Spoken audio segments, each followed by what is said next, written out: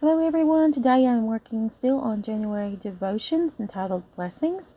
Today I am on day 18 and we are on this scripture from Matthew 19, and it's sort of like the whole chapter, but I go in and kind of just read and reread it a little bit and try to pick out in here what actually is corresponding to today's blessings regarding the chapter of Matthew 19.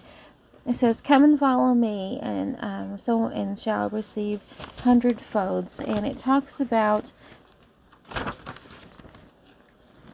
every one that hath forsaken shall receive an hundredfold, and shall inherit everlasting life. Thou shalt have treasures in heaven.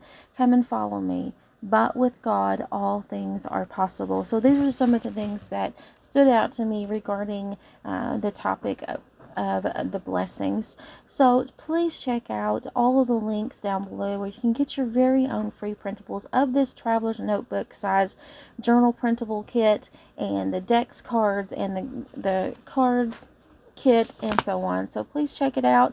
I hope you enjoyed this video. Have a blessed and wonderful day, and please don't forget to check out the links down below.